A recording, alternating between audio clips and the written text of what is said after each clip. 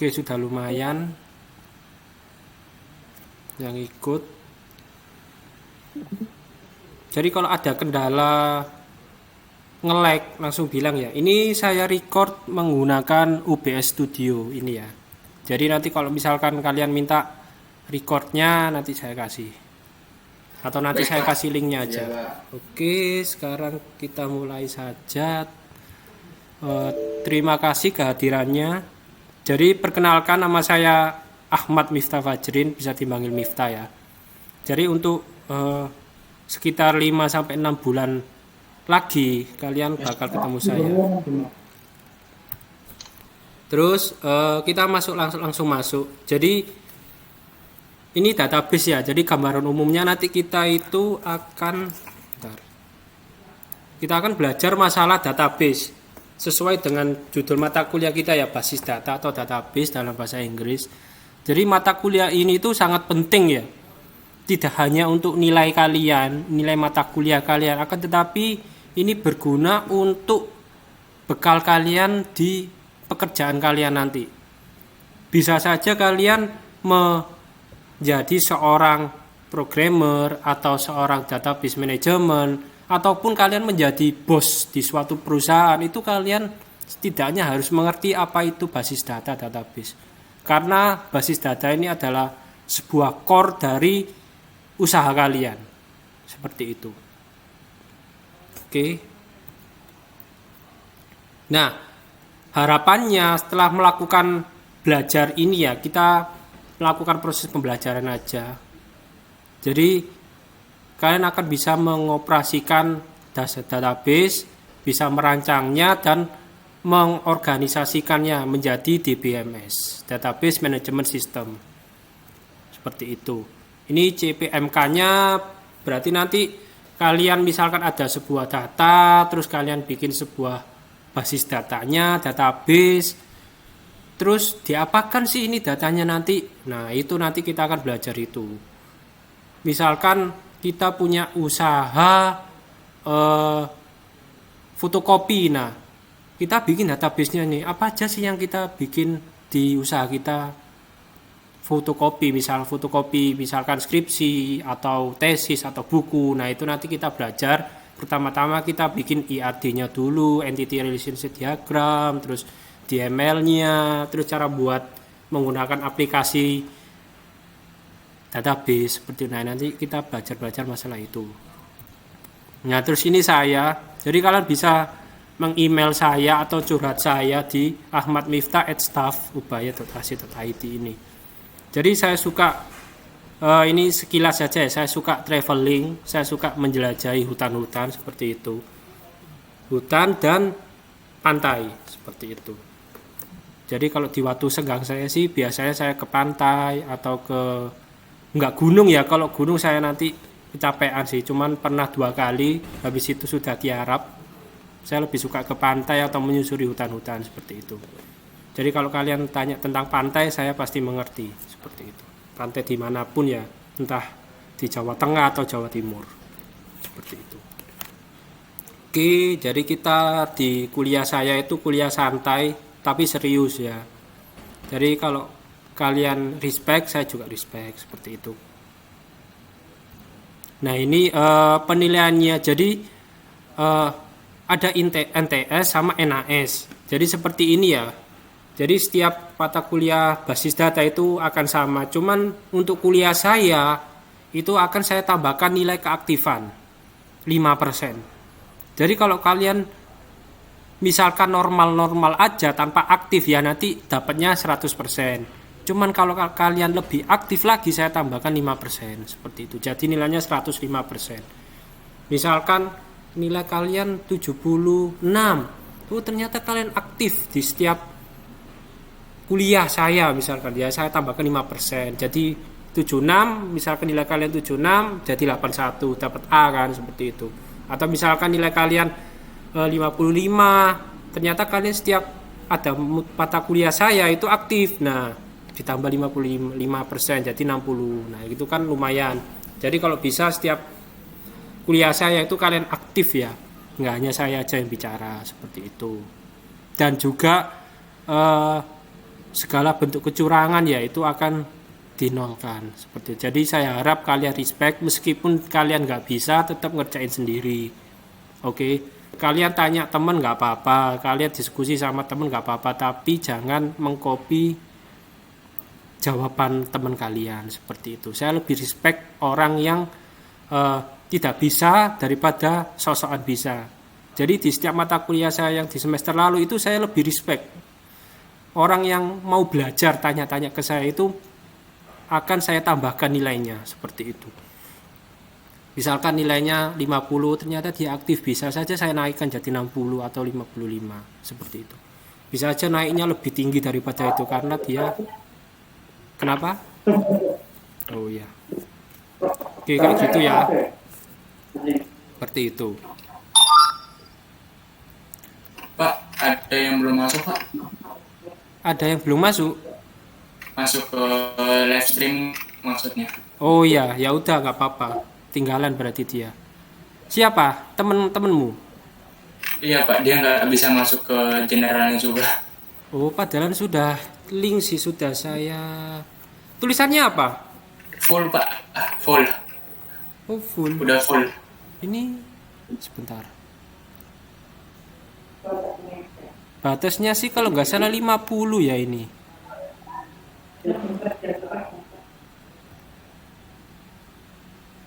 Ini berapa orang ya ini ya sebentar.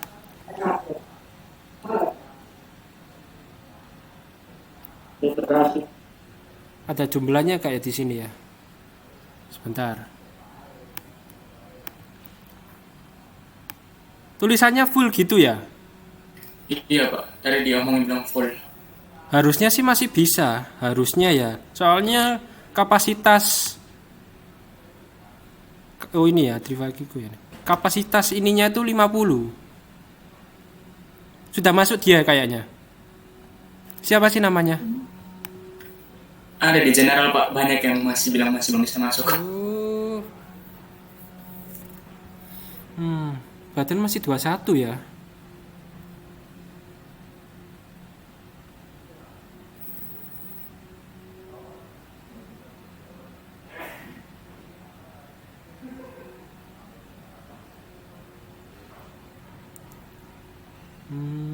Sebentar.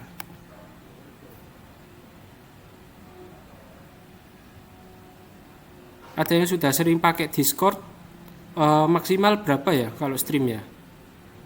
25 ya? Kurang tahu, Pak.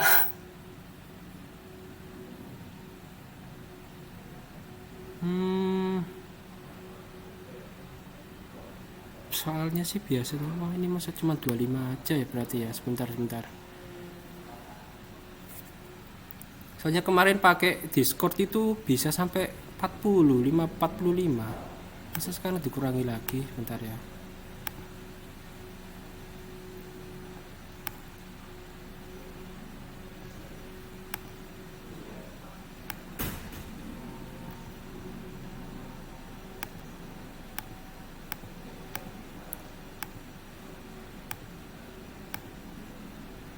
Kasihan sih kalau nggak bisa masuk.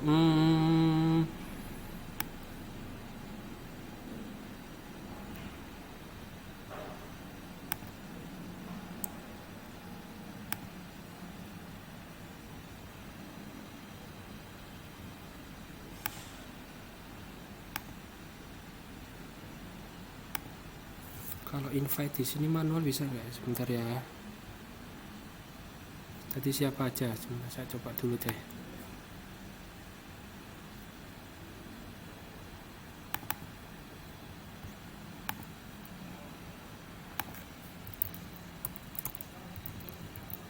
Coba add saya ya, yang belum. Coba tak chat dulu. Sorry ya. Bentar.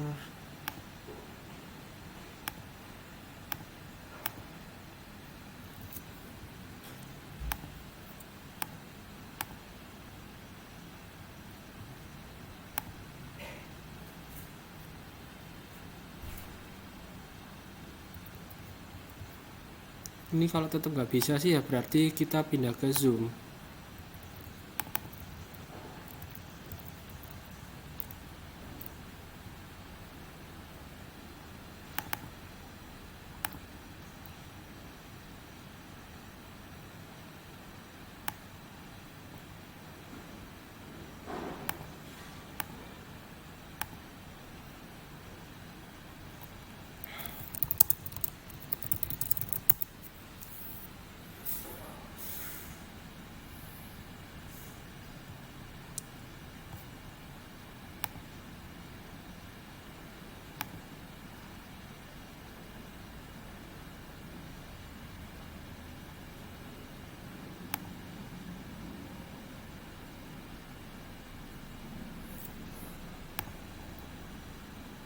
atau gara-gara coba saya video saya matiin,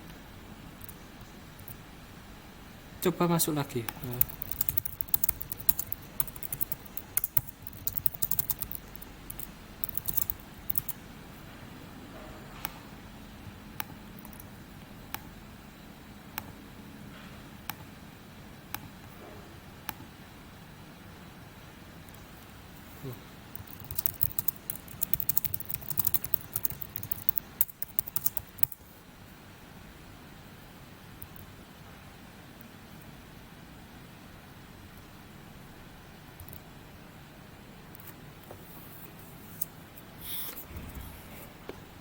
Ada lagi yang nggak bisa? Sorry ya. Oh, ternyata kalau video dia maksimalnya 25. Oke. Saya tahu berarti.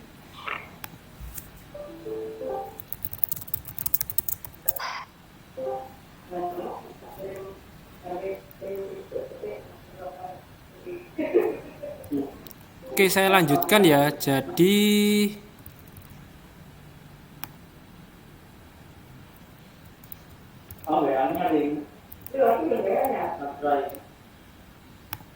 ini sudah kelihatan PowerPoint saya lagi ya, teman-teman. Iya Pak. Oke, jadi saya ulangi lagi, cepet-cepetan aja. Jadi nanti bagi yang baru masuk, mohon maaf ya, ternyata kalau di share video itu maksimalnya 25. Jadi kita nanti akan belajar masalah database, cara mengoperasikan data menjadi sebuah informasi yang sangat penting buat kebutuhan kalian. Tidak hanya untuk kebutuhan kuliah, tidak hanya untuk kebutuhan nilai, tapi untuk kebutuhan kerja nantinya. Jadi database ini sangat-sangat penting dan pasti berguna di pekerjaan kalian. Sekilas saja ya, jadi saya itu sering berproject di BUMN, atau kalau yang sudah tahu saya itu project BUMN, instansi pemerintah, nah itu pasti aplikasinya itu pakai database. Pasti akan mengubah data-data yang lewat manual menjadi terpusat. Oke, jadi data-data yang biasa di kertas sekarang kita pindah ke dalam sebuah aplikasi, yaitu sebuah aplikasi database management system seperti itu. Jadi kalian jangan berharap hanya dapat nilai A aja di mata kuliah ini, tapi berharaplah bahwa saya expert di bidang basis data ini. Seperti itu. Oke, jadi kalian belajar database ini nggak akan sia-sia seperti itu. Saya mengalami sendiri, jadi database itu pasti dipakai di sebuah proyek. Dan nanti kalau mungkin kalian kalau misalkan sudah expert di basis data, mungkin saya bisa panggil kalian atau menawari kalian sebuah proyek seperti itu. Jadi kita belajar masalah ERD sebelum bikin database ya, kita merancang basis data relation-nya menggunakan entity relationship diagram, terus DBMS-nya, terus dan SQL-nya dan query-query yang mendukung seperti itu. Nah, jadi ini kalian kalau mau meng-email saya di ahmadmiftah@staff.ubaya.id, panggil saja nama saya Miftah seperti itu ya. Seperti itu. Jadi saya suka bertraveling ke pantai, ke gunung-gunung seperti itu. Kalau gunung enggak sih, sorry, di hutan-hutan seperti itu. Kebun-kebun seperti itu. Saya seringnya sih traveling kalau lagi gabut itu minggu-minggu sama teman-teman saya itu ke Cangar, ke Pacet seperti itu sih. Buat merefreshing otak kita. Dan berhubung ini COVID, jadi ya saya tiarap dulu, jadi nggak kemana-mana dulu. Ya kalau emang sudah suntuk banget baru saya keluar sama teman-teman seperti itu. Oke. Nah ini penilaiannya. Jadi NTS-nya seperti ini, 10% nanti ada 2 tugas, 20% kuis, dan project, 30% project plus 40% UTS, seperti itu. Ini 100% sama, dan ini ada nilai keaktifan tambahan dari saya. Jadi kalau kalian sukses semuanya, misalkan nilainya 100, bisa aja nilai kalian 105, karena aktif. Jadi saya minta tolong aktif di mata kuliah saya. Jadi misalkan ada pertanyaan, tolong dijawab seperti itu. Jadi menambah keaktifan kalian. Seperti itu. Jadi saya lebih respect orang yang mengerjakan sendiri daripada mencontoh, seperti itu. Di mata kuliah sebelumnya saya di pemrograman terdistribusi, ISA dan lain-lain, itu saya lebih respect orang yang mengerjakan sendiri.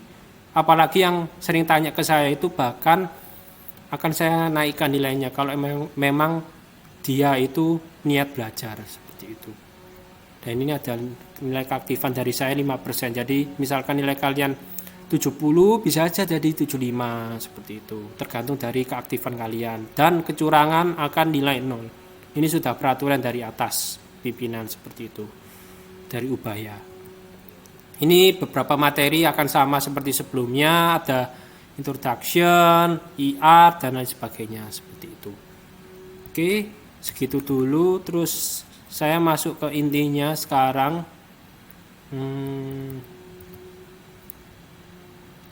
Nah, ini basis data. Jadi tujuan kita belajar basis data untuk kuliah ini adalah mendefinisikan data, informasi ke dalam sebuah database. Dan juga akan mengerti, kalian kalau sudah mengerti ya poin pertama, pasti mengerti poinnya kedua, yaitu penting, sangat penting untuk mengetahui database desainnya. Desain database-nya itu akan seperti apa sih? Nah, itu akan kita pelajari hari ini. Dan juga fungsi dari DBMS. Seperti itu. Nah, ini kita mulai dari data versus information. Nah, di sini data itu adalah sebuah informasi, sebuah kalimat informasi, sebuah kata informasi. Kita kalau bales chat dari gebetan, pacar, istri, atau dosen itu mengandung sebuah informasi, meskipun dosen menjawab cuman ya, tidak, oke, itu adalah sebuah informasi. Dan informasi itu sangat penting, seperti itu. Nah, setelah kita mendapatkan sebuah informasi, itu adalah sebuah data, raw data ya, atau data mentah ya.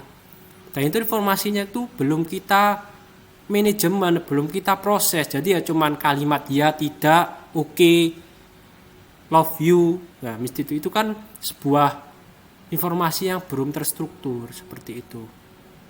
Nah, sebenarnya informasi itu adalah sebuah enggak ya. Oke, saya lanjut. Jadi informasi itu adalah sebuah data sebenarnya yang kita proses menjadi sebuah arti, seperti itu. Misalkan kursi. Orang tidak tahu bahwa kursi ini apa sih? Kursi ini kegunaannya apa? Apakah buat duduk? Apakah buat berdiri? Atau buat makan? Nah, kan nggak mungkin kan buat makan kan, seperti itu. Nah, ini adalah sebuah informasi yang harus mengandung arti, seperti itu. Dan kalau kita sudah mengetahui data ini punya arti apa, nah kita akan bisa mendefinisikannya secara akurat, relevan juga untuk menentukan decision makingnya. Ini kursi nanti setelah kita sudah tahu artinya apa, kegunaannya apa, kita taruh di mana. Nah, itu kita compile menjadi sebuah good decision. Misalkan, oh ternyata kursi ini bagus, panjangnya 5, lebarnya 10, bisa dijual nih dengan harga XXX, misalkan $10 atau $50, seperti itu kan sebuah decision juga, seperti itu. Nah, sebuah keputusan ini itu menjadi sebuah kunci yang penting bagi bisnis kalian nanti. Ini bukan hanya soal nilai kuliah kalian, tapi bisnis. Entah kalian nanti menjadi programmer, analis sistem analis, atau CEO, CTO. Nah, itu adalah sebuah pemimpin ya, CEO, CTO tadi itu sangat berpengaruh keputusan kalian. Jadi kalian nanti dihadapkan sebuah informasi database misalkan ya. Oh ternyata sahamnya kita sekarang lagi down. Ini terbukti dari data-data hari ini keuntungannya 50.000. Oh ternyata dibandingkan dengan sebelum COVID itu keuntungan kita 1 juta. Kenapa kok hari ini cuma 50.000? Nah, itu dari data itu kita akan bisa menyimpulkan, menentukan keputusan kita selanjutnya. Dari mana ya? Dari data itu. Dan data itu kalau kita nggak simpan dari database ya akan lupa. Seperti itu. Ya kita aja, saya aja kalau misalkan dibilangin orang, bangun jam 5 pagi ya. Kalau nggak ada catatan atau misalkan di WhatsApp orang, tolong bangun jam 5 ya, terus saya hapus.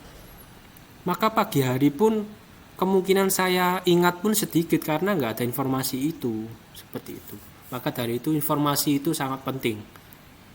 Nggak hanya bagi bisnis tapi bagi kita juga sebagai individu. Nah ini sebuah sampel dari raw data ya, data mentah maksudnya.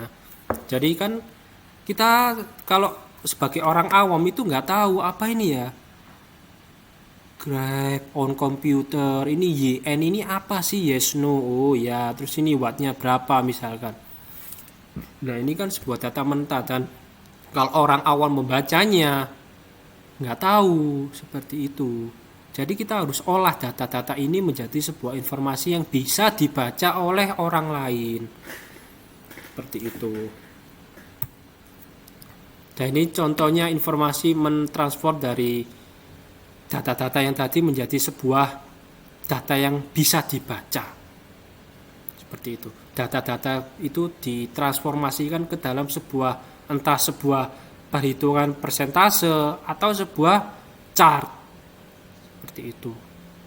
Oke. Jadi nggak hanya sebuah yes no, berapa keuntungan perusahaan hari ini berapa, kemarin berapa, bisa kita baca lewat sini seperti itu. Oke, jadi misalkan keuntungan yang kemarin itu ternyata Januari cuman sekitar 5 rupiah misalkan kayak gitu ya. Terus sekarang ternyata bulan Februari itu dari data hasil penjualan meningkat jadi 100 misalkan. Nah itu kan lebih enak data ditransformasikan ke dalam sebuah, entah sebuah chart, pie chart seperti itu, atau sebuah block chart seperti ini ya. Nah ini misalkan kita punya restoran, terus kita pengen pilih apa ya untuk hari ini ya, spesial menunya apa sih, menu spesialnya misalkan soto atau rawon atau bakso seperti itu. Kalau saya sih pilih bakso soalnya suka daging ya. Nah terus kita akan berpikir lagi nih, misalkan saya sebuah CEO dari BU Bakso Ubaya misalkan. Terus sebelum kita memilih soto rawon bakso, kita harus tahu bahwa customer kita itu marketnya siapa sih? Apakah marketnya mahasiswa? Apakah marketnya dosen? Atau keduanya? Atau cuman orang-orang biasa? Nah itu kita perlu melakukan sebuah survei seperti itu. Survei ke orang-orang sekitar, atau survei ke mahasiswa, atau survei ke dosen. Dan itu survei-survei itu biasa kalian lakukan, mungkin kalian lakukan pada waktu pembuatan skripsi. Misalkan kalian butuh data, terus kalian sebar kuesioner lewat Google Form juga bisa, Google Doc, apapun itu, kalian dapatkan data kan nanti. Oh ternyata mayoritas mahasiswa Ubaya itu suka makan bakso daripada makan soto. Nah berarti kita pilih yang bakso daripada yang soto seperti itu. Dari mana ya? Dari data itu. Kok bisa?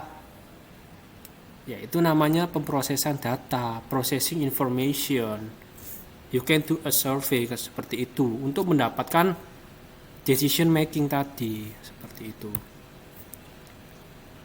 Nah ini adalah sebuah database. Dari data nanti dikolek dan disimpan ke sebuah aplikasi, entah di aplikasi nanti kita jelaskan ya, aplikasi misalkan MySQL, SQL Server, atau kalau yang lebih old lagi, lebih old school lagi lewat Excel.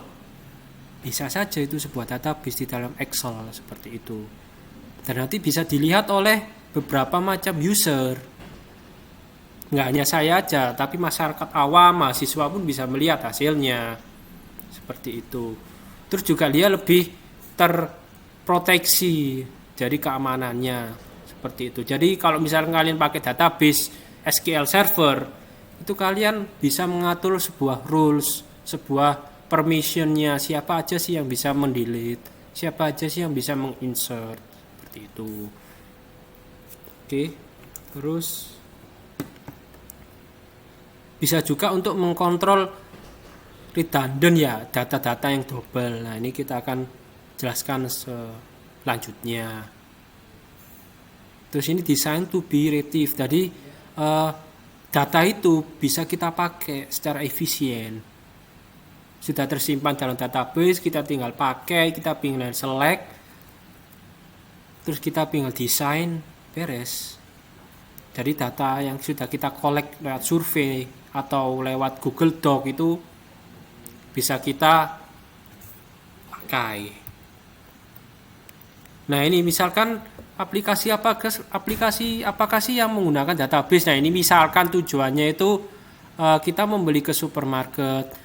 Di supermarketnya kan pasti ada database toh. Kalau kalian lihat ke Indomaret, Alfamart, pasti tinggal scan barcode, tik, langsung muncul harga dan nama produknya. Nah, itu dari mana kok tiba-tiba QR code muncul nama dan harga? Nah, itu ada di sebuah database. Jadi misalkan QR code-nya scan trace, ada ID-nya, dan ID-nya itu mereference ke sebuah database. Misalkan ID-nya 2, oh ternyata ID 2 di database itu adalah sebuah minuman kaleng susu misalkan.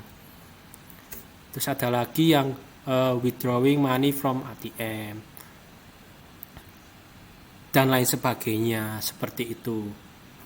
Dan terus silakan bagi sekarang yang pegang laptop atau handphone, silakan menuju ke ini ya, https://padlet.com Ahmad Miftah basis data.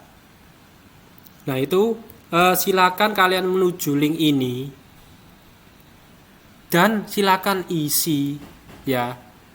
Itu misalkan contoh-contoh aplikasi yang menggunakan database itu apa sih? Misalkan kayak Alfamart, aplikasinya ya, aplikasi sistem manajemen ini. Misalkan ada Google, berarti kan Google kan juga ada database. Nah, itu silakan isikan di sini ya. Misalkan sekarang ya, saya kasih waktu 2 menit. Ini ya, kalian copy ini. Terus soalnya saya nggak mau, saya sendiri sih yang baca. Nah, ini ya.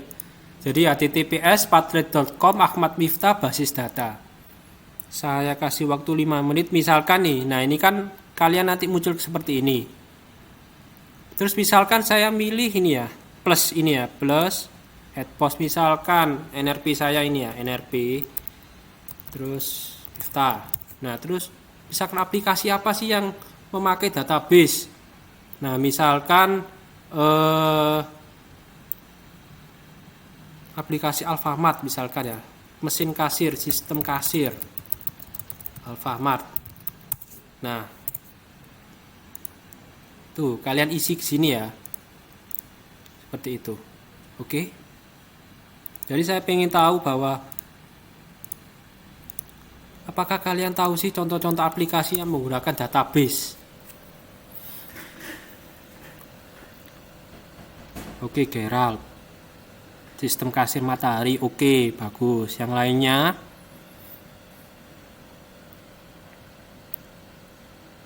Jadi ini sampai 11:04 menit lagi. Nggak ngisi nggak apa-apa. Cuma ini menambah nilai keaktifan kalian aja sih. Oke.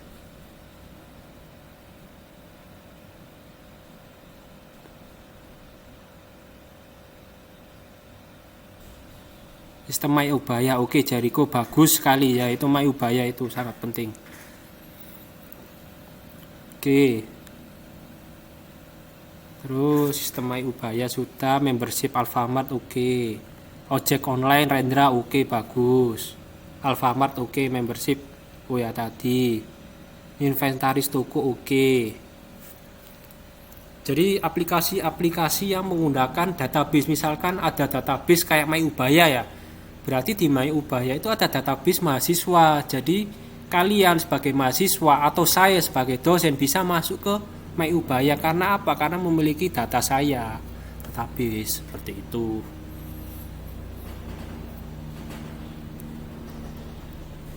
Sistem ruang guru, oke, pasti ada. Sip, Aryo.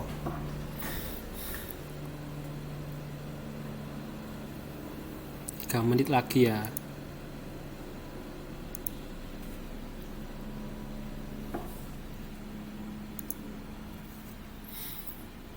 Sistem kasir matahari, sistem pada game online. Apa itu yang sistem pada game online? Saya belum tahu. Terus sistem tracking ekspedisi. Oke, bagus. Saya jelaskan begini, Pak. Ya, silakan. Jadi kalau sistem game online itu kan kayak saya ambil contoh misalnya Point Blank ya, Pak ya. Game FPS itu, Pak. Ya. Jadi kan tiap orang kan pasti mempunyai akun sendiri-sendiri. Jadi pasti ada sinkronisasi data antara PC kita sama data di gamenya gitu, Pak. Oke, sip. Betul, bagus. Ya. Saya juga dulu itu mantan pemain Dota juga. Jadi saya tahu itu. Oke. Jadi sambil kalian ngisi, sambil saya cerita, jadi dulu saya juga pemain Dota. Dulu saya terakhir main Dota itu 2017 dengan MMR 5,7K. Itu lumayan, kalau saya sih lumayan. Habis itu saya pensiun karena sudah tua, 3 tahun yang lalu. Jadi pernah membanggakan diri sendiri ya. Jadi pernah dapat piala 3 kali di kampus saya dulu S1 di UNS. Itu ada perlombaan Dota, jadi one on one, dan kelompok itu saya dapat piala seperti itu 3 kali berturut-turut. Oke. Pencatatan sipil, oke. Terus online shop, oke. Absen sidik jari, bagus tuh ya, sip. Oke, Facebook, JNI, sistem penduduk, oke. Sip.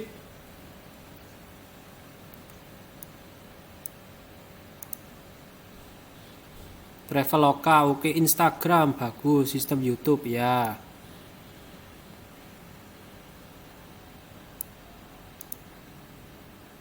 Oke ya, saya rasa cukup. Segini aja. Ini bisa saya download nggak ya, sebentar.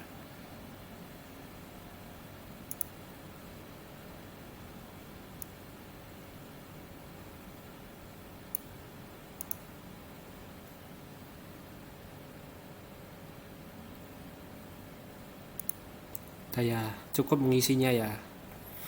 Ntar saya save image.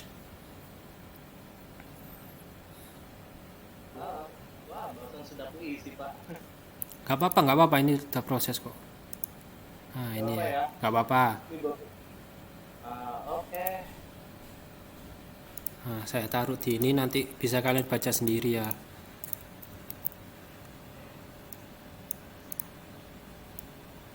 Ini hasil kalian sih. Nanti ada lagi, tenang saja. Ini untuk membantu kalian kok. Jadi kita nggak hanya kuis, nggak hanya project, nggak hanya soal, tapi kita mau main-main seperti ini aja, relax. Oke, lanjut ya. Terima kasih jawabannya teman-teman, bagus-bagus dan betul semua. Oke, terus lanjut. Nah ini database management system. Nah nanti penyimpanan database kalian bukan pakai Excel ya, bukan pakai Microsoft Word, Microsoft Office. Kita pakai yang lebih advance, yaitu khusus untuk database ya. Ada MySQL, ada Oracle, SQL Server, dan juga ini ada lagi yang Postgre seperti itu. Rata-rata saya pakai project-project di BUMN itu MySQL dan SQL Server sih, seperti itu. Jadi ada keuntungan masing-masing, ada kelebihan masing-masing, ada kekurangan masing-masing, seperti itu. Nah ini contohnya ya, SQL Server, MS Access, Oracle, MySQL, Firebird, Postgre, DB2, DBBase, dan lain sebagainya. Dan ada lagi yang baru itu, bukan lagi sih, Jadi CEO-nya MySQL bikin lagi keluar dari MySQL menjadi MariaDB. Seperti itu, ada lagi sih, ini kurang. Terus kegunaannya apa? Nah, itu kita bisa bikin database di situ lebih terstruktur dan ada tipe-tipe datanya dan ada constraint-nya dari database. Jadi misalkan data ini bisa dihubung tabel, kan dari database nanti kita belajar tabel. Nah, tabel ini bisa terhubung dengan tabel lainnya. Seperti itu namanya constraint. Terus kita juga bisa membangun sebuah database secara efisien dan aman. Seperti itu. Jadi kita bisa set rules-nya, siapa aja yang bisa akses, siapa aja yang bisa masuk dari database, siapa aja bisa ngedit, delete, seperti itu. Terus kita bisa memanipulasi datanya, baik query, mengupdate atau membuat reportnya. Jadi kita nggak hanya query aja, tapi kita bisa membuat reportnya, seperti itu. Oke, kemudian ini yang saya jelaskan sebelumnya, ada rule. Jadi di sini ada DBMS. Terus di sini ada end user.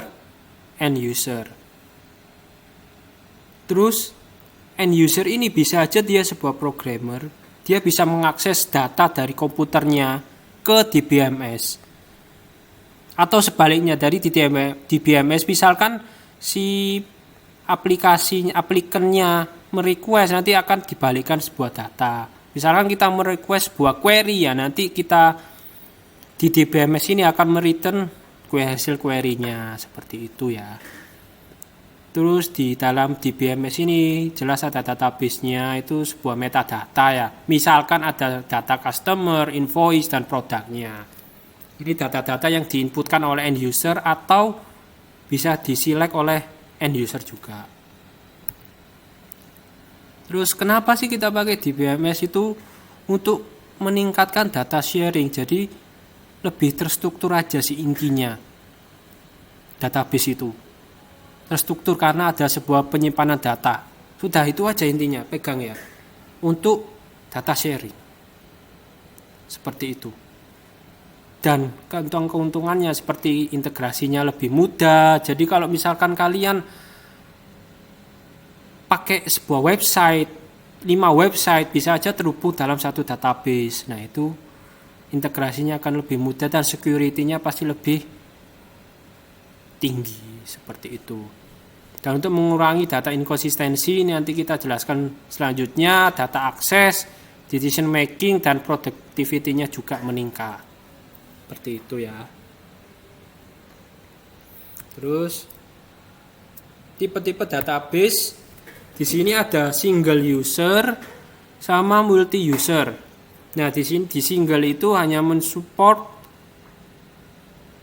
satu user aja di satu waktu, oke? Terus di sini ada desktop DB, dari namanya single ya, cuma satu aja. Misalkan di laptop saya membuat aplikasi localhost, ya itu cuma buat saya aja. Multi user DB, nah itu support multiple user, jadi bisa mengakses dan diakses oleh banyak user dalam satu waktu, seperti itu ya. Terus workgroup DB, nah itu kita bisa membuat small group ya dari sebuah single department. Misalkan departemen informatika kita, ya udah kita bikin workgroup informatika aja. Lebih tinggi lagi namanya enterprise, seperti itu. Jadi dari grup-grup tadi, dari departemen misalkan informatika, itu bisa aja diakses dan mengakses departemen teknik industri, kedokteran, dan lain sebagainya. Seperti itu. Jadi entire organization, misalkan satu ubaya, di dalamnya ada departemen-departemen, nah itu bisa diakses semua. Bisa mengambil data informatika dan bisa mengambil data teknik industri atau diambil juga, seperti itu. Dan itu tergantung security-nya masing-masing departemen. Misalkan saya nggak mau diakses database ini sih, bisa. Nah, itu masalah security-nya lebih tinggi. Nah, terus ada lagi location-nya. Yang pertama centralized. Jadi datanya itu terlokasi di satu single site. Berarti satu aja dia di satu tempat. Kalau distributed itu database-nya itu terpecah-pecah di dalam beberapa site, beberapa tempat servernya ya, seperti itu. Yang centralized itu satu single site, satu tempat, misalkan di teknik informatika aja. Distributed ini, jadi misalkan database Ubaya, kalau centralized itu cuman satu aja di tempat situ, cuman di tempat servernya SIM misalkan. Kalau distributed bisa aja dia berada database-nya itu dipecah di informatika, teknik industri, beberapa part. Misalkan mahasiswa itu database mahasiswa di teknik informatika, database dosen di teknik industri misalkan. Itu namanya distributed across several sites. Nah, terus dari penjelasan saya sebelumnya, silakan isikan lagi ya. Itu keuntungannya dan kelemahan centralized dan distributed. Atau gini deh, lebih enaknya gini deh. Jadi kalau misalkan dihadapkan sebuah kasus, misalkan kasus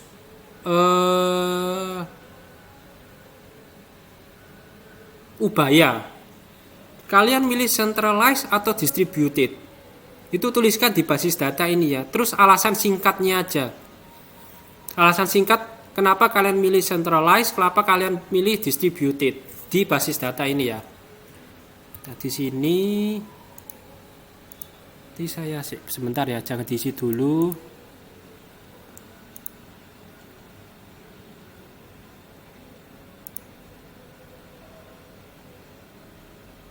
Bisa nggak ini ya? Bentar.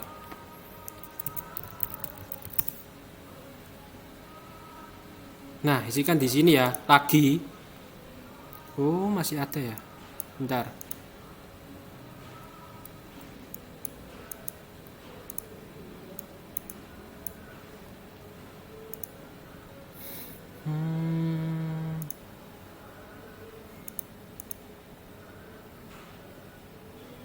Gini deh, di bawahnya ini ya, di bawah sini.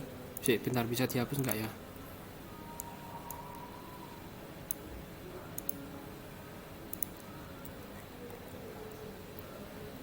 Oke ya, di bawahnya sini kalian isikan centralized atau distributed. Kalian minimize ya. Kalian kalau di mouse saya di kontrol sama U. Kontrol sama min, sorry. Isikan, misalkan saya punya My Ubaya. Itu kalian pilih centralized atau distributed di bawah sini ya.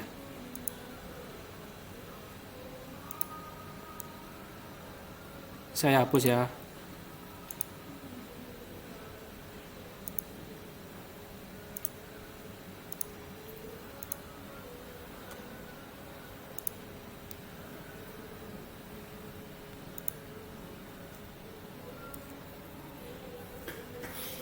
Atau kalian bisa oh ya, ini saya hapus dulu semuanya.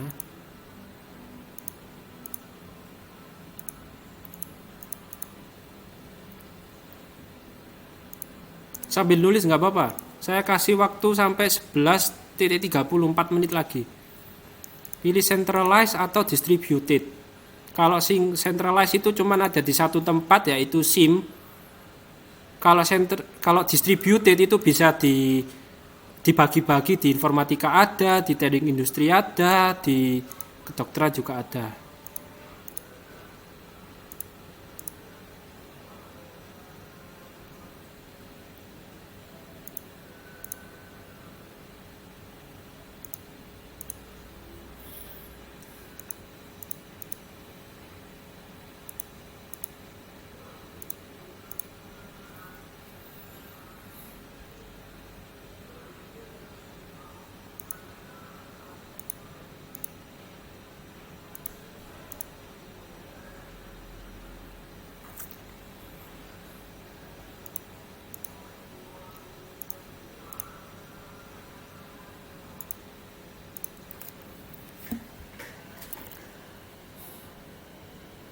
Oke, distributed karena kalau ada trouble lebih mudah mengatasinya. Kok bisa, Geral?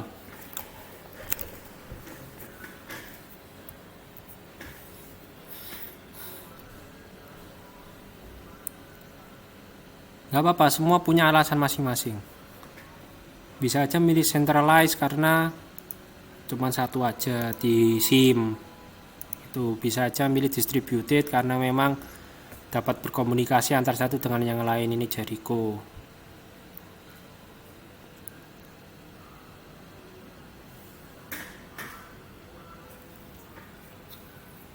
Oke, 3 menit lagi. Kita kuliah itu sampai jam 11.40 ya. Saya lupa, bentar.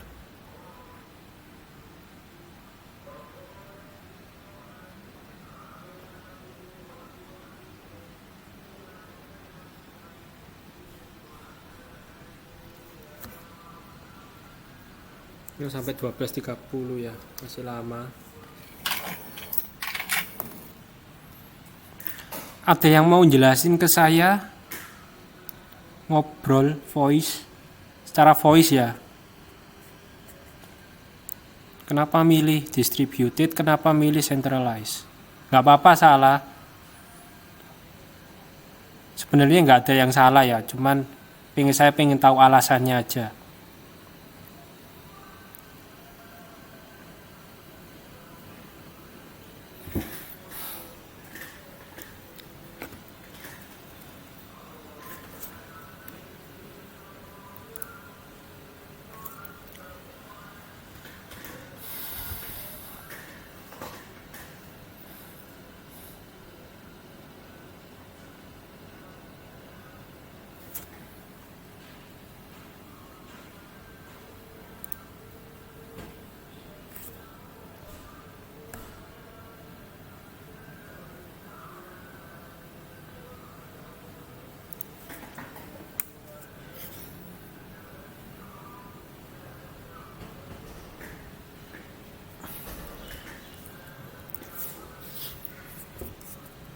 Ada yang mau bicara?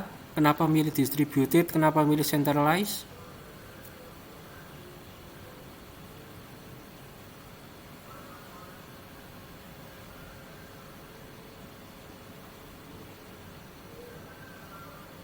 Nah, mungkin Jericho bisa berbicara kenapa milih distributed.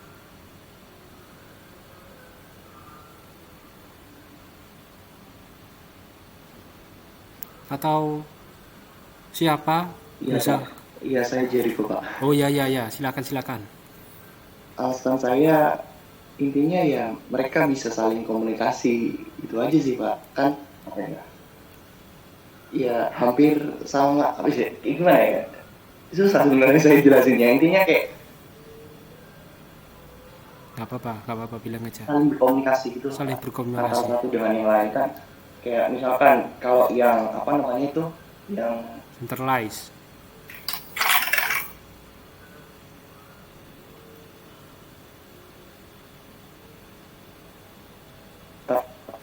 pusat Centralized terpusat, betul. kan. Nah berarti dia tuh kayak intinya dengan distributed itu baru keluar gitu. Oke.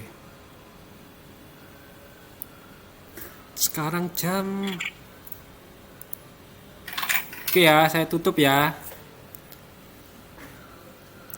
5, 4, 3, 2, 1. Ekspor.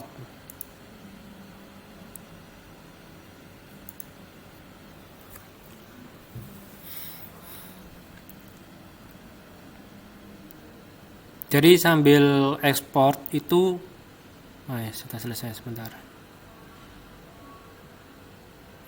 Kalau centralized kan terpusat, jadi nggak ada yang salah atau benar ya, tergantung kebutuhan. Jadi kalau misalkan saya lihat dari sini deh.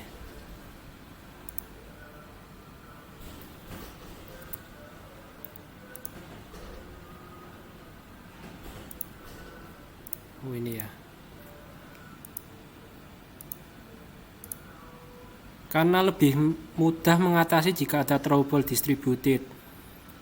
Oke, bisa juga centralized karena semua sistem MyUbaya itu berpusat menjadi satu. Seperti contoh kemarin MyUbaya mengalami error. Oke juga. Jadi centralized itu kan terpusat. Jadi keuntungannya apa yang pertama? Jadi bisa aja orang menganggap centralized itu penting karena ya udah kalau misalkan datanya di SIM itu berarti lebih integrated lebih terpercaya ya, lebih reliable.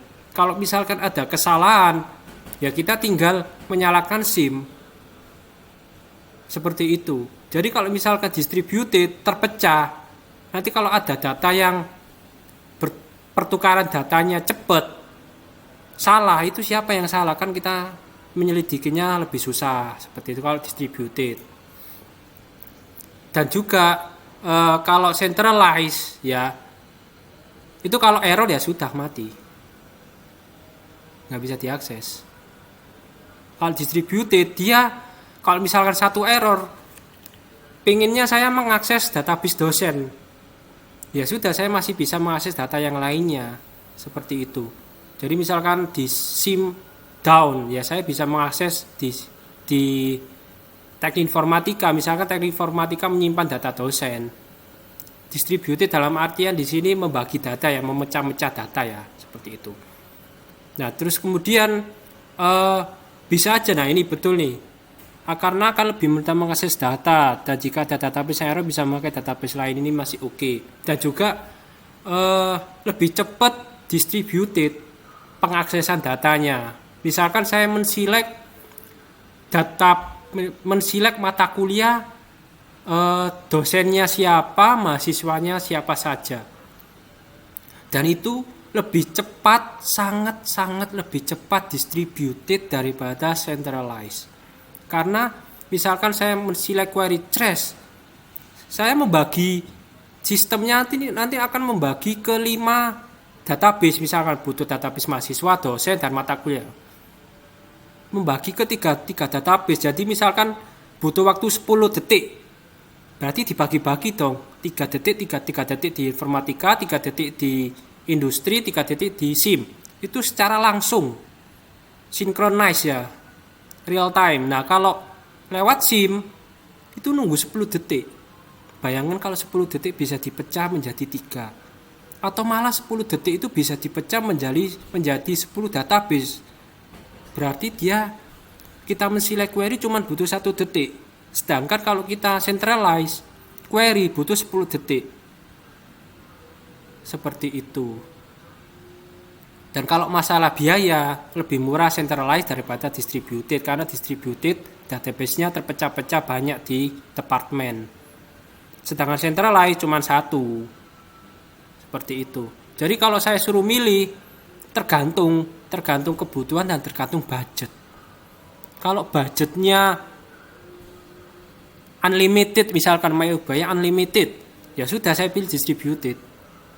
Kalau dananya terbatas ya saya pilih centralized, seperti itu. Oke.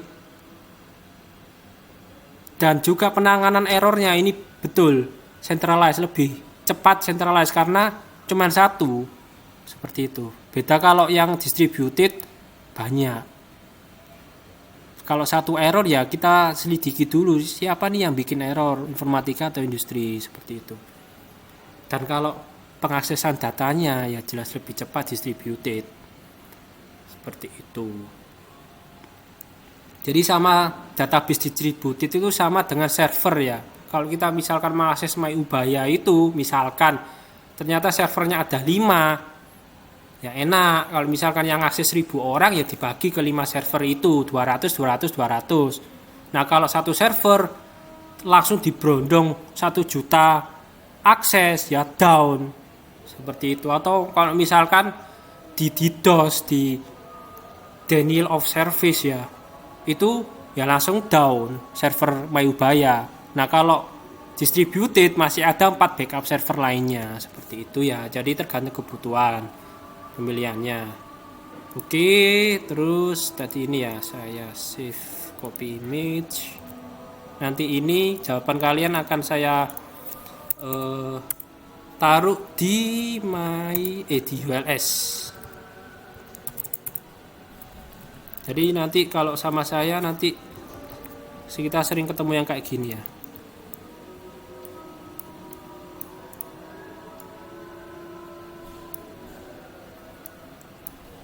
Jadi nggak sepaneng ya, jadi nggak hanya kuliah aja, kuliah nilai nggak, kita belajar bareng seperti itu.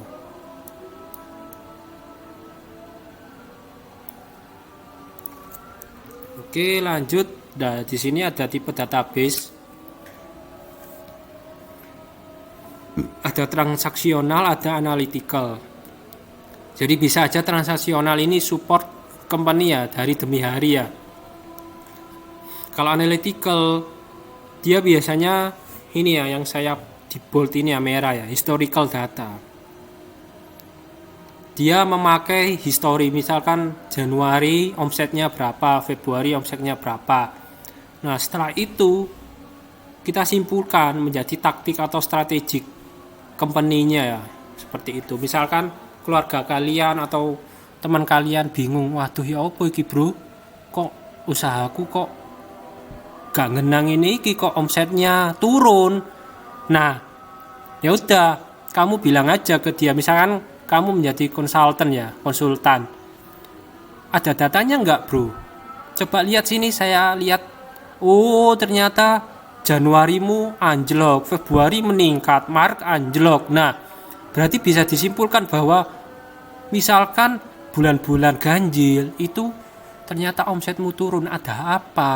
Apakah pegawainya banyak yang cuti atau produknya nggak laku? Misalkan Februari sudah beli, otomatis bulan Maret nggak ada yang beli lagi, soalnya misalkan beli kertas print kasir ya, atau beli handphone kan lifetime kan, masa hidupnya, nggak mungkin dong bulan Februari beli, Maret beli lagi.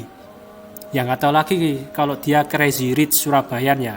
Kalau orangnya kaya ya terserah dia, entah Februari beli, Maret beli juga bisa. Tapi kan di Indonesia kan crazy rich-nya kan nggak banyak. Jadi ya misalkan beli HP di TP, misal punya counter HP Februari meningkat, ternyata Maret turun ya. Itu perlu introspeksi. Apakah setelah peningkatan ini bulan besok tinggi lagi?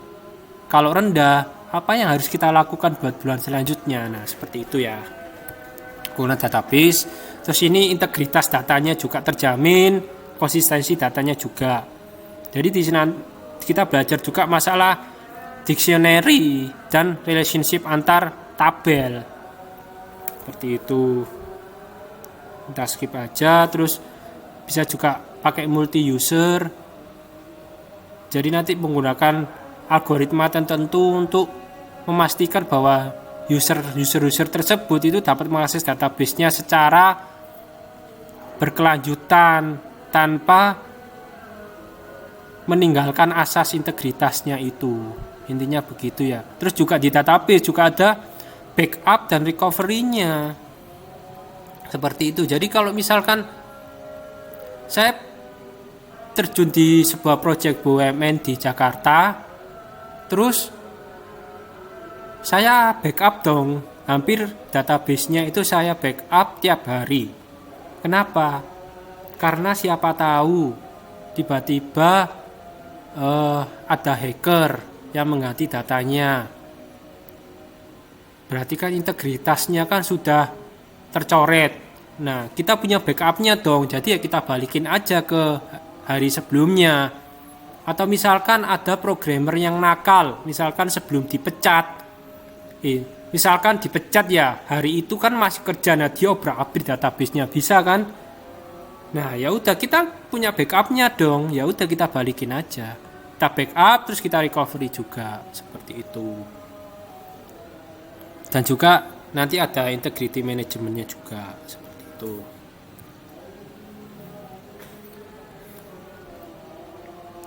Nah, ini juga database ini bisa diakses oleh bahasa pemrograman ya. Semua bahasa pemrograman.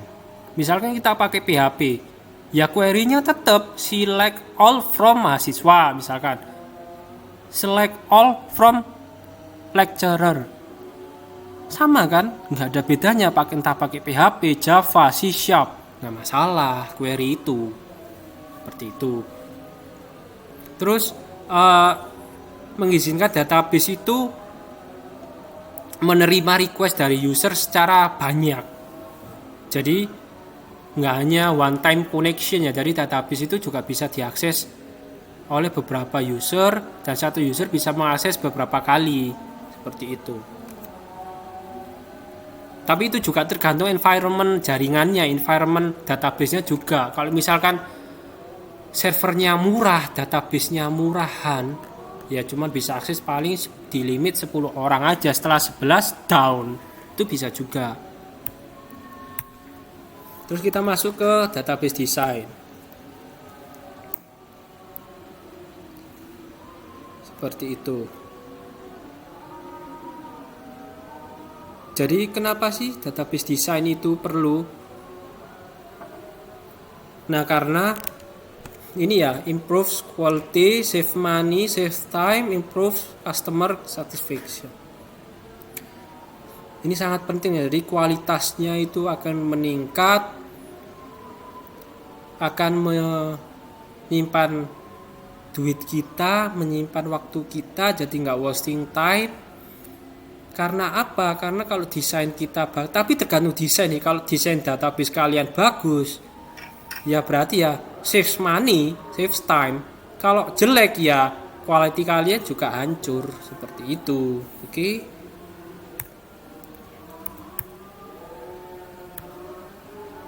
Nah, ini ya redundancy. Jadi redundancy itu adalah sebuah data yang double. Data double yang maknanya sama.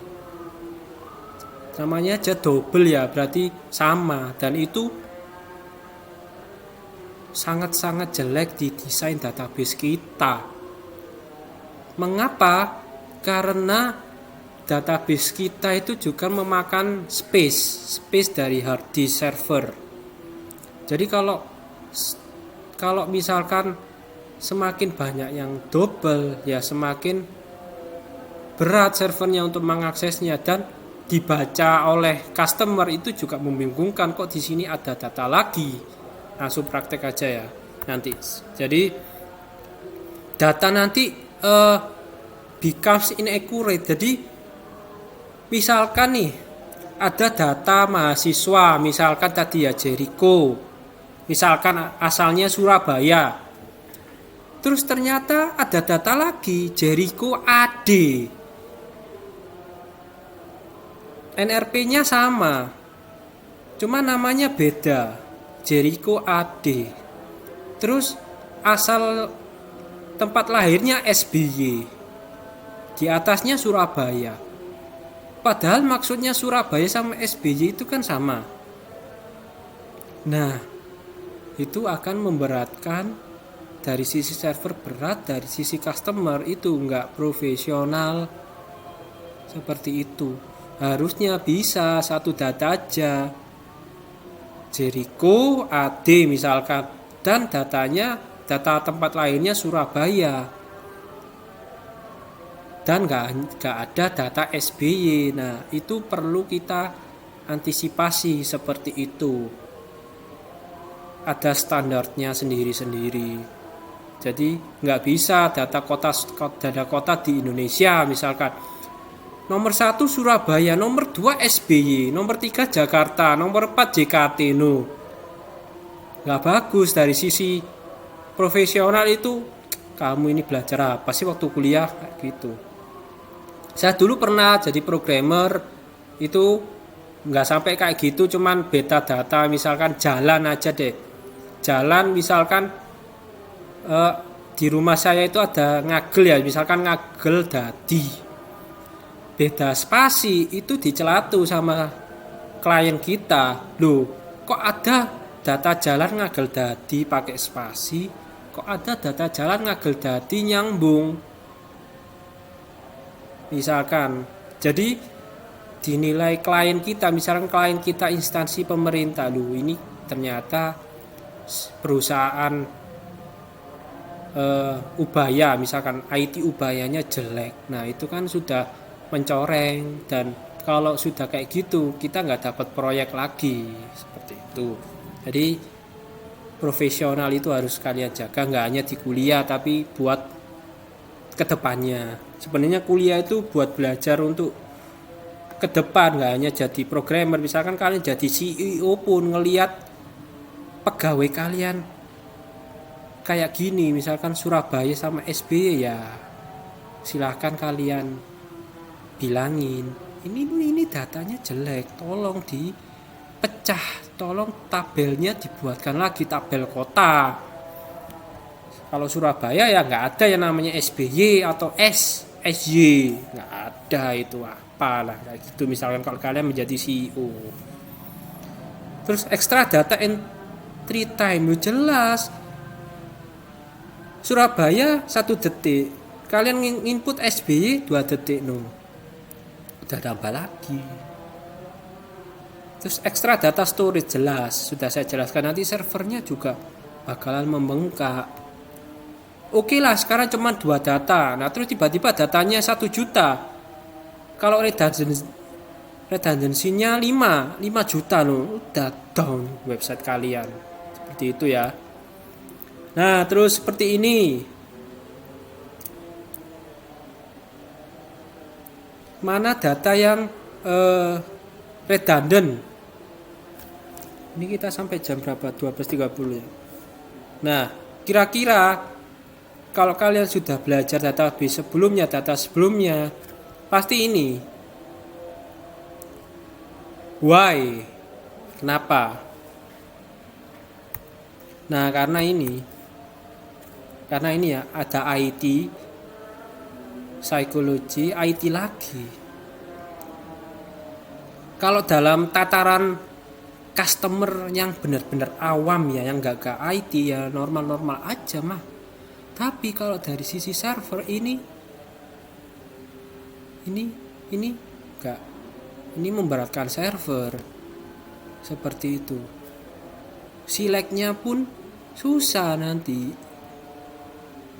Nah, kalau ini IT sama computer science, apakah redundant? Ada yang bisa kasih saya jawaban apakah IT dan computer science ini redundant? Double. Nggak usah dipadlet ya, langsung jawab aja.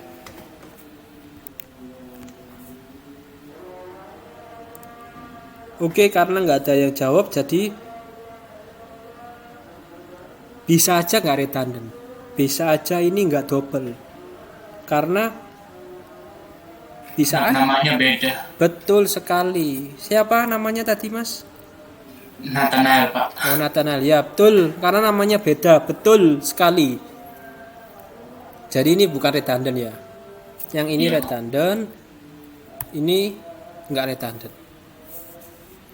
Bisa aja ada IT, bisa aja kalau di kita ada DSAI, Game Development, SIB, itu nggak redundant. Kecuali kalau Computer Science, terus ada lagi CS. Nah, CS itu maksudnya Computer Science. Nah, itu namanya redundant. Itu perlu kita benahi. Maka dari itu perlu yang namanya database admin ya, database admin itu sangat perlu buat mengecek-ngecek seperti ini biar nggak double. Ini ya maksudnya ya, biar nggak double ID sama IT, atau misalkan IT ini kita ganti CS, nah itu baru double. Terus cara menanggulanginya ya kita bikin tabel baru, namanya school. Nah di sini di school ini ada school ID dan school name. Terus kita kasih ID 02 itu psikologi, 03 law, 05 computer science. Nah kemudian kita kasih dong ininya. Misalkan 05 itu ternyata computer science. Nomor 2 psikologi, computer science. Bisa aja. Oh ternyata IT ini maksudnya computer science. Kalau database adminnya bilang ya. Oh ternyata di Ubaya itu nggak ada yang namanya computer science ya, IT ya, kita masukkan ini IT. Oh ternyata memang ada IT, ada kan, kalau di kita ada sekarang yang IT DD itu ganti nama jadi IT ya. Nah bisa aja ini 06 IT seperti itu, biar standar seperti itu. Oke. Dan di sini ada database design notation. Nah nantinya itu kita akan memakai sebuah extended entity relationship diagram EERD ya. Nah nanti tipe-tipenya itu seperti ERD, object role modeling, object oriented database. Nah di database itu juga ada OOP-nya, object oriented maksudnya, object oriented database. Jadi lebih terstruktur kalau ODB ini. Seperti itu. Nah ini hari ini kita belajar konsep-konsep key, ada entity, table, atribut, kolom ya. Atribut ini nanti dari di table itu, kalau di Excel itu kan ada atasnya biasanya. Nah itu namanya atribut kolom. Terus ada baris, datanya, rows ini tadi datanya, tadi kolomnya apa. Nah ini ya, ini kolomnya, terus datanya apa, barisnya seperti itu. Ini kolom NRP, kolom nama, kolom ulang tahun, DOB, terus school ID-nya. Itu namanya kolom. Ini row, baris. Seperti itu. Terus kita akan belajar masalah primary key. Jadi ini ya, primary key itu ini. Misalkan primary key itu wajib different is must ya. Jadi wajib beda primary key, namanya aja primary key. Dari sebuah key utama dari sebuah tabel. Sama ini NRP nggak boleh sama, school ID juga nggak boleh sama. Itu namanya primary key. Seperti itu. Terus ada namanya relationship. Jadi kayak ini relationship. Jadi dalam satu tabel ada satu kolom yang reference ke tabel lain. Reference-nya dalam bentuk ID. Misalkan ada school. Terus mereference ke tabel, terus kolom apa? Biasanya seperti itu kalau di database. Itu kolomnya school ID. Nah, berarti kita hubungkan school ID-nya ini. Jadi tadi yang IT ini kita ganti mereference ke tabel school dengan melihat school ID. Reference tabel school menggunakan school ID seperti itu. Jadi lebih terstruktur dan lebih integritas datanya juga terjamin seperti itu. Jadi nanti kita bisa lihat bahwa school ini apakah ada yang double sih kita menginsertkan sebuah school seperti itu. Terus ada foreign key. Nah ini juga foreign key sih. Ini namanya foreign key juga bisa, relationship juga bisa seperti itu. Nanti relationship itu juga ada yang namanya one to one, one to many, many to many. Nah itu nanti kita mau belajar seperti itu. Ini namanya foreign key ya. Seperti itu. Nah entity, entitas, all thing, sesuatu, segalanya. Misalkan sesuatunya atau barangnya itu adalah sebuah mahasiswa, mobil, bank account dan lain sebagainya, dosen juga bisa. Nah ini nanti sebuah fokus kita ya untuk membuat sebuah database atau membuat sebuah tabel seperti itu. Soalnya pemilihan pembuatan tabel itu juga penting. Misalkan student sama course dijadiin satu, baik enggak? Ya enggak baik. Masa kita nanti bingung, nanti NRP, student punya NRP, tapi course punya nggak NRP? Ya punya sih, yang nomor plat nomor itu. Tapi apakah itu sama? Apakah itu standar? Misalkan NRP-nya NRP kita misalkan 10 digit. Nah, sedangkan nomor polisi kan belum tentu sama. Nah, seperti itu nanti kita juga mendesain sebuah database itu juga perlu melihat seperti entity-nya, apakah perlu dijadiin satu tabel atau beda-beda tabel. seperti itu. Nah, ini namanya misalkan di sini ada nggak tahu ya namanya ini siapa, pokoknya orang-orang bule lah. Itu ini namanya entitas dari student. Seperti itu. Jadi misalkan namanya A, B, C, D. Nah, ini sebuah entitas dari student dan ingat sebuah entitas itu mewakili satu baris di dalam tabel. Misalkan student, ada tabel student. Nah, isinya apa ya? Isinya mahasiswa A, B, C, D seperti itu. Oke. Oke, selanjutnya, nah ini atribut. Nah, di dalam entitas ini, satu baris ini, satu row ini, pasti ada kolomnya dong, ya kan? Kolomnya itu bisa juga disebut atribut. Nah, misalkan atributnya ini mungkin saja ada nama. Kalau nama kan pasti, masa nggak ada nama mahasiswa, masa namanya nonim kayak gitu ya. Mungkin aja sih kalau kalian sebagai bapak. Misalkan kalian nama inonim juga bisa, nama apa bisa, nama salam juga bisa, nama jin pun bisa, terserah kalian seperti itu. Name, terus alamat, rumah, terus misalkan lokasinya di mana, kode posnya gimana, seperti itu. Nah, ini bisa disebut kolom, bisa disebut atribut. Di sini, nah ini misalkan nama ini sebuah atribut, street, town, state, postcode, nah ini sebuah atribut. Dan pasti punya sebuah value. Bukan pasti sih, mungkin aja punya value. Bisa saja tidak punya. Misalkan nama, kita bisa mengset nantinya di database kita itu nama ini bisa aja kosong. Atau nama ini harus diisi, itu bisa nanti di database. Seperti itu ya. Misalkan street, oke lah street misalkan nggak ada. Misalkan dia tidur di mana, tidur di pantai atau tidur di laut, ya kan, bisa aja tidur di mana, seperti itu. Bisa aja state-nya kosong, bisa aja enggak, seperti itu ya, state-nya dan lain sebagainya. Itu attribute value-nya satu row ya, ini ya kayak ini ya. Nah, ini adalah sebuah satu row berisi atribut-atribut. Misalkan NRP ini punya atribut nama John, tanggal lahirnya ini, sekolah ID-nya ini, seperti itu ya. Itu namanya attribute values-nya.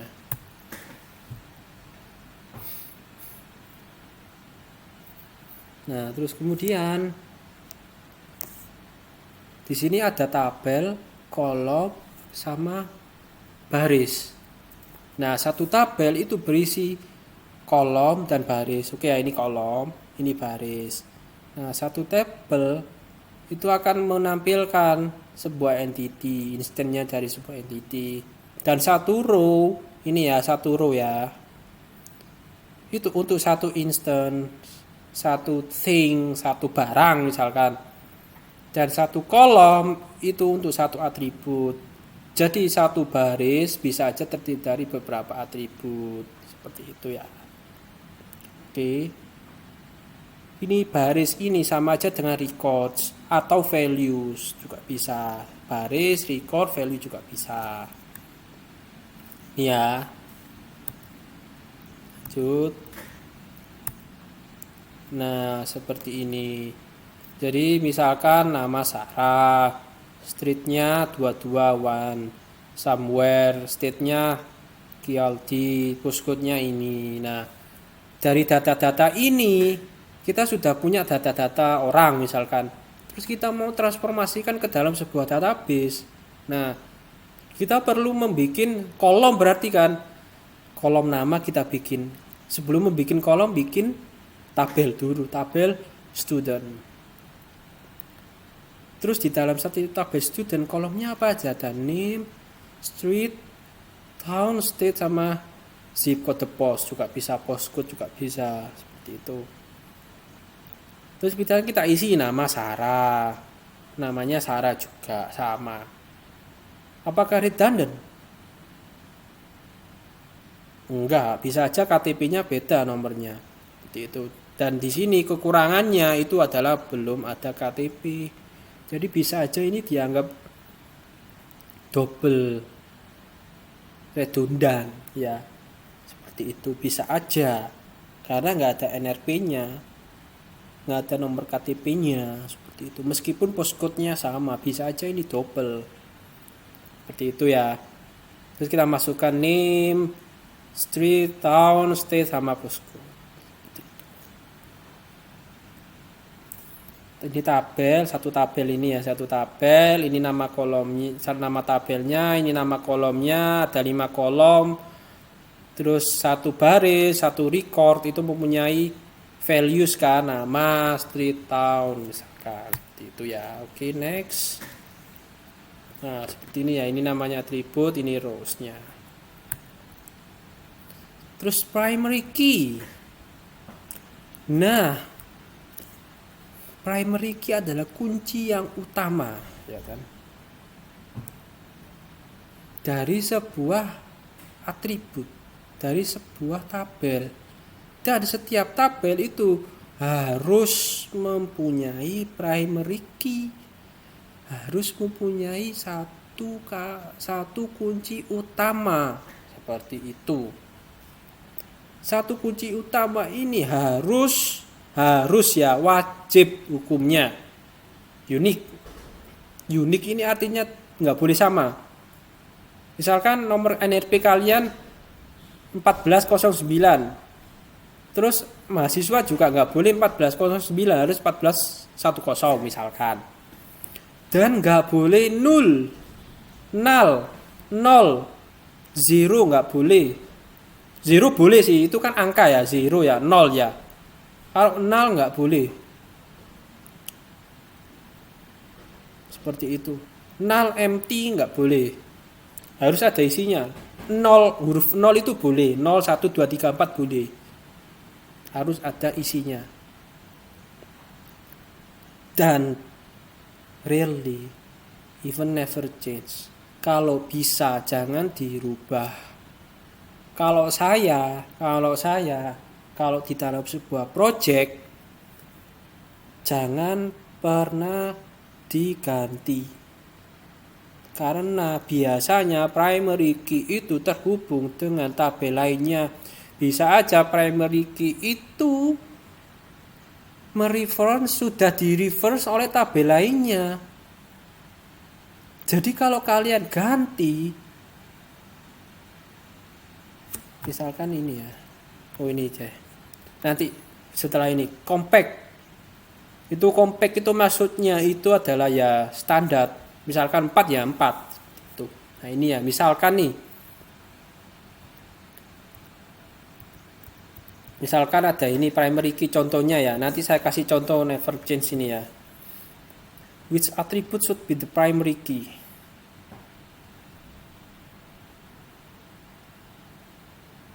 Ada yang bisa bantu jawab saya? Apakah di sini memang ada primary key-nya? Kalau ada, yang mana?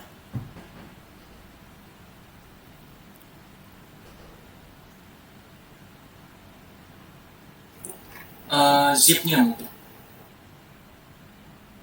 Ada yang lain? Sama, 1 sama 2 kok. Ada Nah. yang nggak bisa. Nggak bisa ya? Nggak ada, Pak. Nggak ada. Oke. Betul. Nggak ada memang. Karena apa? Karena kalau misalkan kita primary key-nya zip ada 1, 2 double, itu bukan menganut asas ini ya, unik. Seperti itu. State juga malah sama semua, town juga sama-sama semua, street sama, ada yang sama, Sarah sama. Berarti emang nggak ada di sini yang dijadikan kandidat primary key.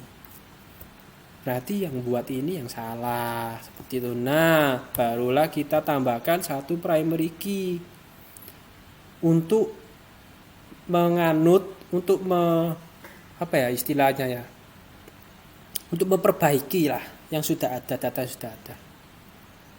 ID-nya 1 Sarah, menambahkan ID ya, bisa ID namanya nggak harus ID ya, bisa aja namanya NRP juga bisa. Nomor KTP juga bisa unik. Seperti itu. Belum saya temukan sih KTP kita nomornya sama. Nomor sama, nama sama, tapi alamatnya beda, itu ya kasus khusus sih kalau itu. Tapi sampai sekarang belum menemukan saya.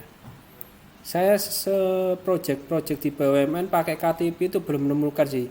Ada nomor KTP sama tapi namanya beda, kecuali kasus khusus ya, kasus misalkan ada orang dalam atau kasus korupsi, nah itu beda lagi ya. Kalau misalkan yang kalian berita-berita yang dengar itu yang bisa masuk, bisa bikin KTP kayak yang kasus korupsi Joko Chandra, nah itu nggak tahu lagi sih, itu di luar kendali kita seperti itu. Yang jelas kalau desain database-nya bagus, pasti nomor KTP-nya unik semua, nggak bakal double. Kalau ternyata KTP-nya ada yang double, nah itu antara desainnya yang salah atau memang permainan dari orang belakang seperti itu. Intinya ID harus unik, nggak boleh kosong, nggak boleh null. Nol boleh, nilai 0 boleh, tapi null nggak boleh, nul nggak boleh ya.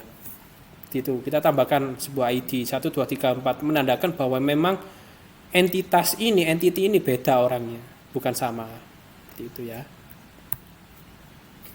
Nah, sekarang relationship. Database concerned with multiple related entities. Nah, ini nanti kita kasih contoh sebuah universitas nanti berrelasi dengan mahasiswa dengan sekolahnya. Seperti itu. Dan siswa itu bisa related dengan unit-unit yang student join schoolnya seperti itu. Nah, kayak tadi ya, contoh yang kayak tadi ya. Nah, ini namanya relationship. 05, 02, 05. 05 ini mengacu pada tabel school ID kolomnya nomor 05. 05 ini adalah computer science. Ini namanya relationship. Ini contoh relationship.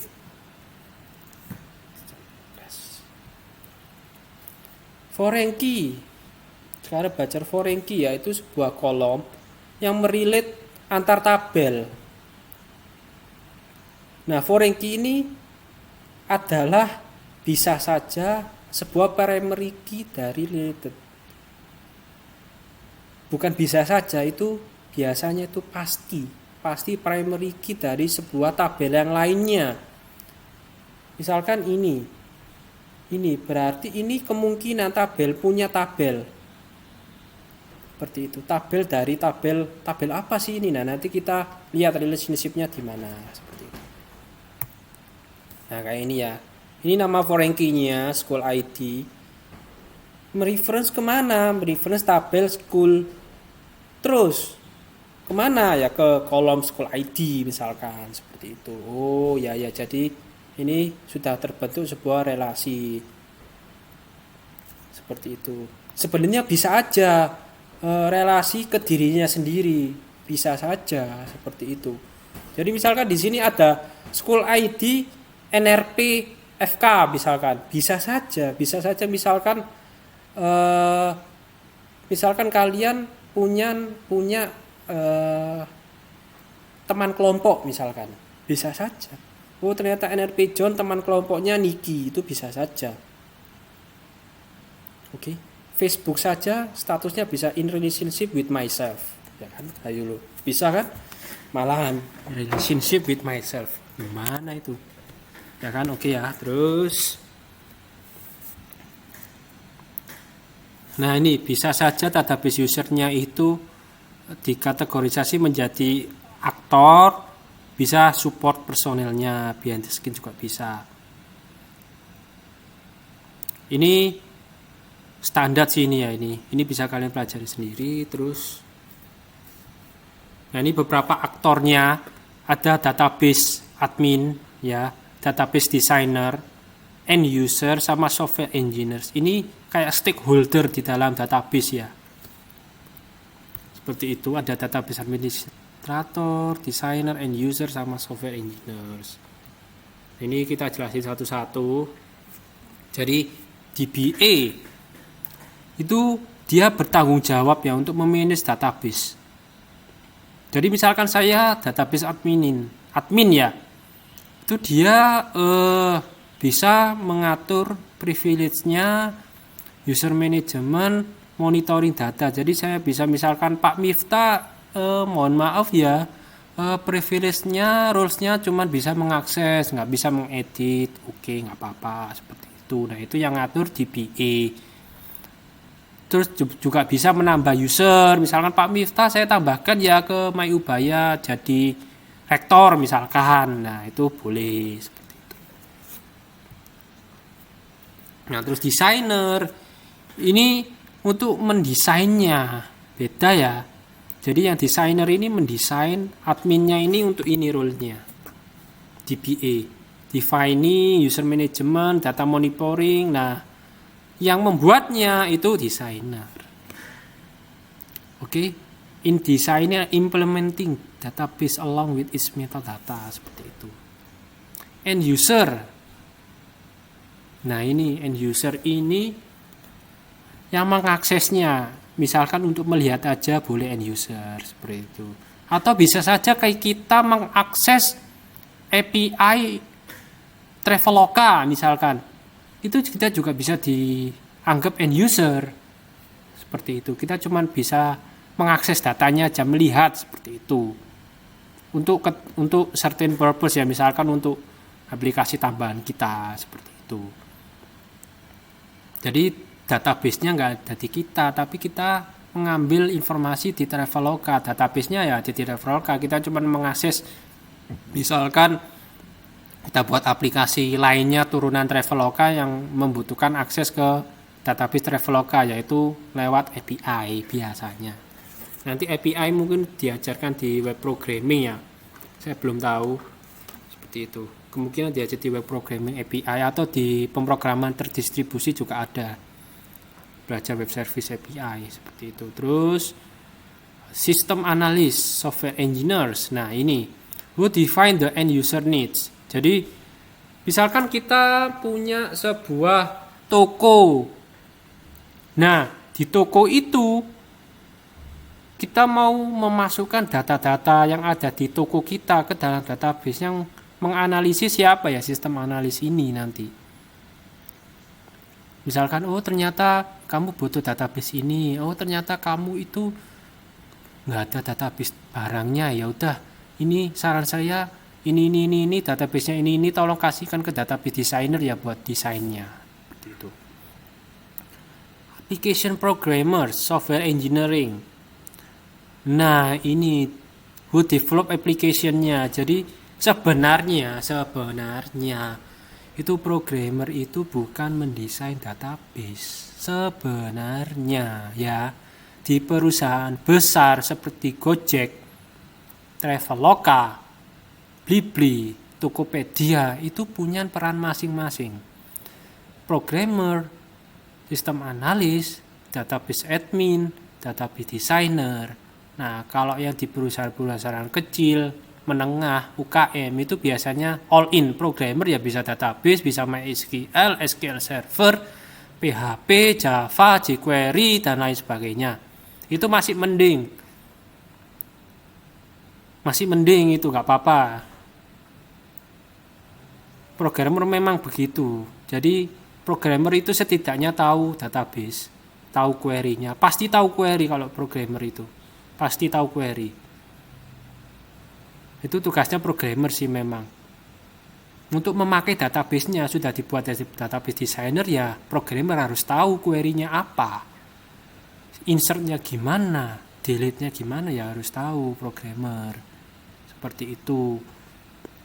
Karena aplikasi kan butuh itu, aplikasi menampilkan data mahasiswa di MyUbaya ya programmer harus tahu query, tapi programmer nggak wajib mendesainnya, nggak wajib membuat database seperti itu.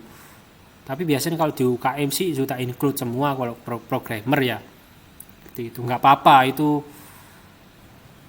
kalau dinilai, kalau misalkan kalian masuk di Gojek itu bagus kalau misalkan kalian tahu PHP, Java, tahu database itu penting sih, penting. Seperti itu. Oke. Itu programmer ya. Oke, ini ada homework untuk pertemuan selanjutnya ya, 1B ya di hari Rabu ya kalau nggak salah. Itu silakan kalian download XAMPP SAM ya. Di link ini terus install. Kalau yang belum install ya, kalau yang sudah install ya nggak apa-apa. Kalau misalkan nggak pakai SAM juga nggak apa-apa, pakai WAM juga apa-apa, WAMPP juga bisa. Yang jelas ada PHP MyAdmin-nya di dalamnya, oke? Terus kemudian silakan kalian install MySQL Workbench-nya di link berikut ini. Oke? Segitu dulu dari saya. Ini homework-nya aja, nggak ada tugas, cuman kalian harus ya wajib menginstal 2 link ini. Oke, sekian dari saya. Selamat belajar. Jadi saran saya kalau kalian masih bingung silakan chat saya secara personal lewat Discord boleh. Saya terbuka orangnya. Kalian chat kapanpun di saya boleh, curhat apapun boleh, nggak hanya masalah database, masalah yang lainnya juga boleh. Seperti itu. Saya jawab sebisanya. Seperti itu. Masalah dengan doi, gebetan boleh juga. Tapi lewat personal. Kalau kalian nggak pingin misalkan saya tanya database di lewat grup yang sudah saya bikin boleh, general juga boleh, lewat private saya juga boleh, seperti itu. Jadi sekian dari saya. Ada pertanyaankah? Nanti Permisi, Pak. Iya, silakan. Permisi, Pak. Saya William Hartanto, asisten dosennya, Pak. Oh iya. Jadi ini- ya gimana William? Ya, Bapak masuk dulu aja, Pak. Ntar saya... Oh iya, jadi kenalin ya, itu ada William Hartanto, itu asisten saya, asisten mahasiswa sih sebenarnya lebih tepatnya, soalnya membantu kalian belajar. Oke, jadi nanti ada sesi sendiri dari Mas William Hartanto. Jadi kalian bisa tanya-tanya lewat William. Seperti itu. Dan juga nanti ada sesi sendiri sama William ya. Boleh tanya jawab, boleh konsultasi. Misalkan ada soal dari saya terus sudah dikumpulkan, terus sesi selanjutnya Mas William bisa menjelaskan soal itu jawabannya gimana sih kayak gitu, atau ada pertanyaan lanjutan seperti itu. Mas William Hartanto ya. Mungkin kalian sudah ada yang kenal seperti itu. Oke. Segitu dulu. Ada pertanyaankah? Ya Pak, saya mau tanya Pak, ini kan saya kan ketinggalan untuk pertama kali ini ya Pak. Nah itu ada rekamannya nggak Pak? Sudah saya siapkan OBS, nanti tinggal saya kasih link mungkin di grup ini ya, nanti saya copy paste. Seperti itu. Oke. Ada lagi yang mau tanya? Saya ngelihat profile picture mie goreng ini jadi lapar. Ya Pak, Gak apa-apa. Oke, kalau nggak ada pertanyaan saya tutup ya. Terima kasih ya teman-teman atas Terima kasih, Pak. Selamat siang. Ya, terima kasih, Pak. Pak.